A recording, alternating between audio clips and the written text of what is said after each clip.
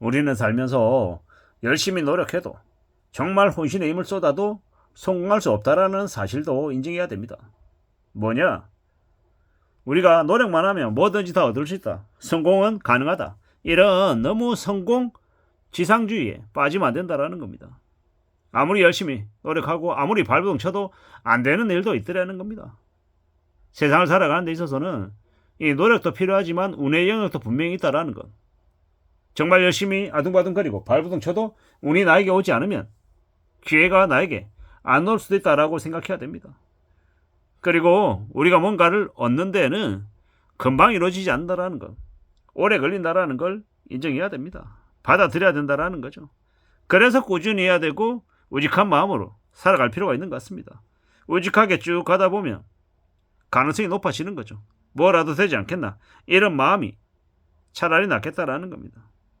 꾸준히 오래 가고 또 내가 그곳에 평생 머문겠다라고 각오하면요, 잘 될 수밖에 없고, 또 내가 나의 시간표에 맞춰서 내 인생을 또 꾸려나가면 그게 또 괜찮은 것 아닌가라는 생각이 든다라는 겁니다. 그래서 우리의 삶을 충분히 감사하고 고마워하며 많은 가능성들을 만들어내기 위해서 내가 스스로 노력하자라고 이야기하고 싶은 겁니다.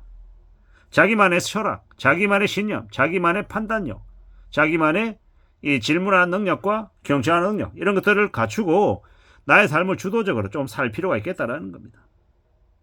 지금 한국의 재벌 3세, 재벌 4세들이 이 독점을 원하고 경쟁을 싫어하고 이미 갖추고 있는 것들, 가지고 있는 걸로 최대한 사람들을 착취하고 뒤통쳐서 돈을 많이 벌 생각밖에 없습니다. 미국이나 중국이나 일본조차도 혁신의 AI의 공학 발전을 위해서 부지런히 경쟁시키고 발빠르게 움직이려고 노력하는데 한국만 유독 신세계의 정용진, 삼성의 이재용, SK 최태원, CJ의 이재현, 이런 인간들 보십시오.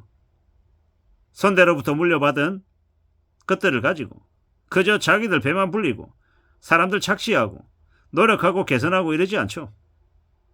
오직 직원들에게 책임 다 전가시키고 자기들은 족벌가로 누리려고만 하는 그런 것들 때문에 한국 주식시장이 개판이 됐죠. 그래서 사람들이 뭐라 그럽니까? 국장은 끝났다, 미국에 투자해야 된다라고 얘기합니다. 그런 재벌들의 막장 짓거리 때문에 한국의 주식시장이 붕괴되고 있을 수준이죠. 이러한 상황에 뭐가 필요하겠습니까? 우리가 스스로를 믿고 스스로 주도하고 스스로 판단하는, 함부로 나라를 믿거나 기업을 믿지 않는 것들이 더 필요한, 좀 아이러니하고 좀 서글픈 현실들이 지금 우리에게 놓여져 있죠. 그리고 열심히 살고 싶은 의욕도 이제 안 생기고요. 청년들의 의욕이나 의지가 사라지고 있고, 장사하시는 분들의 폐업도 늘어나고 있고, 번아웃도 많이 오고요. 청년들이 열심히 해서 뭐하나? 이미 다 짜여져 있고 이미 뒷백이 있는 인간들만 승진하고 더 좋은 보직을 누리고, 자신들은 가진 게 없는데, 자신들은 잘 될 리가 없는데, 뭐 이런 생각들을 하며 사는 이들이 되게 많더라는 겁니다. 회사에 노조가 있어서 회사에서 나를 내보낼 수 없고 나는 열심히 하지 않는 걸로 회사에 반항한다, 뭐 이런 생각을 가지고 있는 인간들도, 사람들도 있더라는 겁니다. 회사가, 조직이 개개인에 대해서 관심 가지고 개개인들이 뭔가 활동하고 의욕적으로 움직일 수 있는 것들을 마련해 주지 않다 보니까 그렇게 변해가는 거죠. 참 씁쓸한 거죠. 그러다 보니까 노력해서 성공한 일이 없다라는 걸 이미 알아버리니까 지금의 청년들이 일하지 않고 무취업, 비노동, 그리고 부모들한테 용돈 받아서 그냥 살아가는 그런 모습들이 돼버린 거죠. 현실이 시궁창이 된 거죠. 참 어처구니가 없죠. 이런 것들이 변하려면 자본주의 상법이 바뀌어야죠. 주식시장에서 경쟁을 하고 좀 더 분발하고 사람들의 이 요구나 욕구를 충족시키기 위해서 부단히 노력하고 분발하고, 그러한 경쟁들이 이제 늘어나서 이 기업들의 매출이 늘고 이익이 늘어서 또 그 수익을 주주들에게 나눠주는 그런 이제 이 선순환들이 만들어져야 한국의 주식시장이 활성화되고 개미들이 투자를 더 많이 하고, 그러면 이제 돈이 더 몰리고 하면 어떻게 됩니까? 기업들은 그 주식 자금으로 좀 더 혁신과 좀 더 개선을 해 나가고, 그러다 보면 이 우리 사회 전체가 이 경제적인 부분들도 같이 선순환이 돼서 양질의 일자리도 늘리고 상황이 좀 더 좋아진다라는 겁니다. 그러한 자본주의 상법이 정말 개정되지 않으면 대한민국의 경제는 더더욱더 나락으로 떨어질 수 있다는 겁니다. 참 앞으로 되게 많이 어려운 시기입니다. 부동산에 올인만 하고 부동산 대출만 이빠이해서 왕창해줘서 부동산 시장 가격 많이 오르면 뭐합니까? 의미 없다라는 겁니다. 부동산 시장이 30평대 아파트가 5억짜리가 50억이 된들 그게 뭔가 새로운 뭔가를 창출할 수 있는 게 있습니까? 아니라는 거죠. 참 우리가 살아가는 지금의 시대 엄청난 금융 재난이 벌어질 수밖에 없다라는 것. 사람들이 이자 갚을 돈이 없어서 두 손 두 발 드는 시기가 점점 더 이제 다가오고 있다라는 겁니다. 이제는 금융 추소의 시대인 거고 원리금을 상환해야 되는 시기입니다. 일부 원금 상환도 해야 되고 이런 이제 대변혁의 시대에 우리가 어떻게 살아가야 되겠습니까? 2025년부터 전세가가 폭등하고 집값이 올라간다라는 개소리하는 그런 가짜 전문가 김경민 교수 같은 서울대 교수놈 같은 그런 놈들의 말에 놀아나지 않아야 된다고 생각하고요. 전한결 같은 일타 강사들이 말하는 개소리에도 이제 신경 쓰지 말자고요.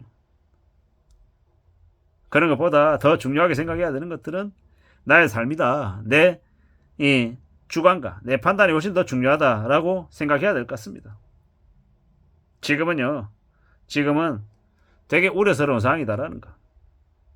그리고 우리가 노력으로 어떻게 할 수 없는 것들이 분명히 있기 때문에 불편하지만 자신의 한계를 어느 정도는 인정하고 가야 되고 또 그럼에도 불구하고 자포자기하고 놔버리는 게 아니라 그럼에도 불구하고 내가 할 수 있는 최선은 다 해야 된다.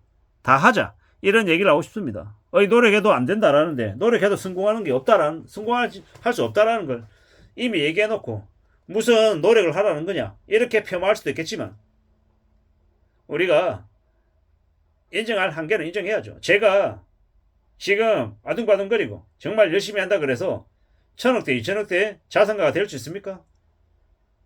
될 수 있다고 말하는 놈들이 사기꾼인 거고 가짜인 거고요.